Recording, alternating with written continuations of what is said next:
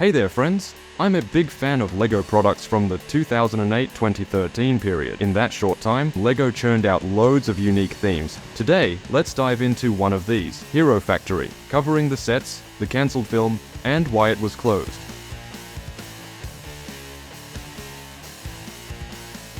The Bionicle series, a fan favorite since 2001, sadly met its end in 2010, disappointing many.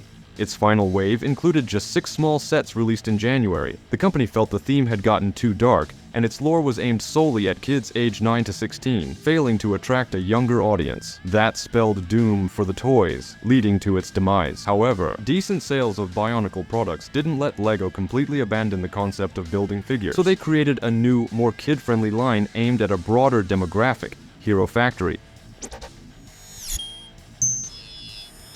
It had a simpler backstory compared to the original, but still had its charm. In the city of Makuhir, there was this colossal tower known as the Hero Factory, and that's where the theme got its name. The factory churned out robots on an industrial scale, and these robots' job was to rescue regular folks from all sorts of troubles. If you needed help, all you had to do was ring up a special hotline. The series' plot notably focuses on a particular team of robot heroes called Alpha, among the many others available. Within this selected team, we've got Stormer as the captain along with Bulk, Stringer, and the new recruits Furno, Breeze, Surge, Rocka, Nex, and Evo. Of course, there's also a bunch of villains known as the Legion of Villains. Standout villains include Von Nebula, a former member of Stormer's crew who went to the dark side, and Witch Doctor, the theme's biggest character to date. Storyline was rather unremarkable. Nevertheless, it appealed to the children it was designed for. The first sets to replace Bionicle were released in July 2010, even before the original sets had finished selling. The initial wave included a total of 15 sets, revealing the ambitious plans and hopes of the Danish creators. As part of the marketing campaign, they created unique videos with real people claiming to witness the hero's arrival. To ramp up promotion, they set up a hotline where anyone could get in touch,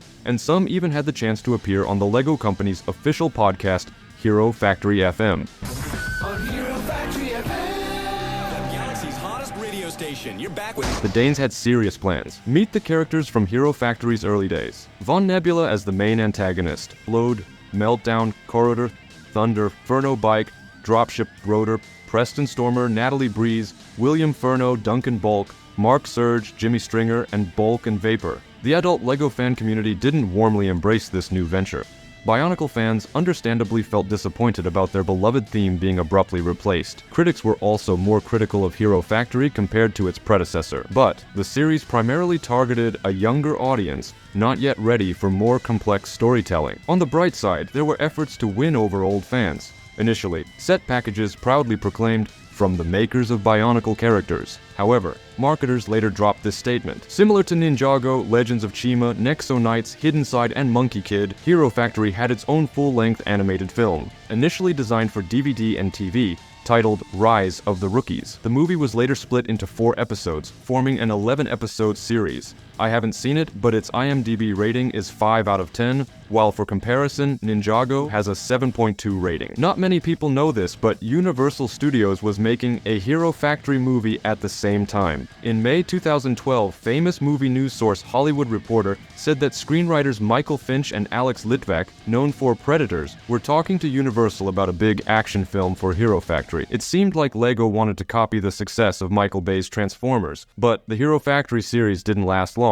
and they stopped working on the movie. In the early 2010s, nearly every new LEGO release was considered for the big screen, even Legends of Chima, yet only Ninjago made it to theaters, and it didn't do well. Currently, there are several LEGO movies in development under Universal's supervision, but Hero Factory isn't among them, at least for now. In 2011, they released 2 waves totaling 22 sets. Stormer, Furno, Evo, Nex, Surge, Breeze, Rocka, Nex, Stormer, Bulk, Stringer, Furno, Drill Dozer, Jetbug, Nitroblast, Waspix, Rawjaw, Fangs, Firelord, Scorpio, Rocka XL, as well as the aforementioned Witch Doctor set, priced at $30 upon release. According to Christian Faber, a respected figure in the LEGO fan community and one responsible for Hero Factory, the series was meant to be a satire of superheroes like Pixar's The Incredibles, but LEGO changed it to a simpler good versus evil story, so it ended up being what it was meant to make fun of. Here are some early poster concepts for the series. In 2012, the number of sets decreased, with only 18 different character figures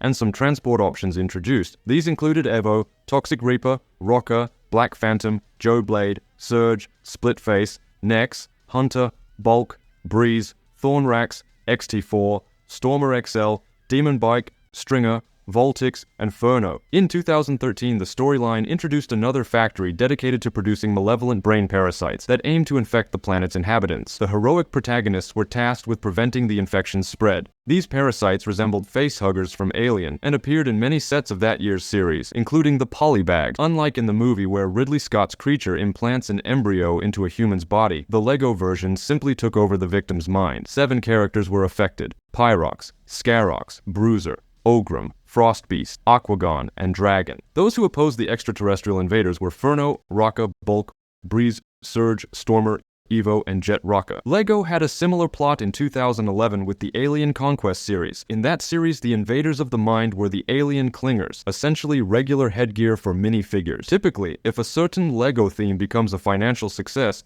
the Danes quickly ramp up production each subsequent year. However, in the case of Hero Factory, the number of sets decreased, despite other factors being equal. In 2014, only 15 sets were released in 2 waves during the final period of the theme, the same number as in the initial 2010 wave. Although I couldn't find specific sales figures online, and it's unlikely that LEGO shared such data with the public, it's clear that Hero Factory did not achieve the laurels, and it failed to replicate the success of Bionicle, let alone Transformers, or simply didn't have the time. Instead of adding more hero figures, LEGO decided to create mechs with minifigures for most characters. Various monsters served as antagonists, including Evo's Walker, Joe Beast vs. Stormer, Stormer's Freezer Machine, Furno's Jet Machine, Roka's Robot, Breeze vs. the Flyer, Furno and Evo vs. the Splitter Beast, Roka's Crawler, Surge vs. Tunneler Beast, Bulk's Drilling Machine, Bulk vs. the Crystal Beast, Breeze Flea Machine, and the Queen Beast vs. Furno, Evo, and Stormer. Speaking of promotions, it's worth mentioning LEGO's 2013 collaboration with Roblox,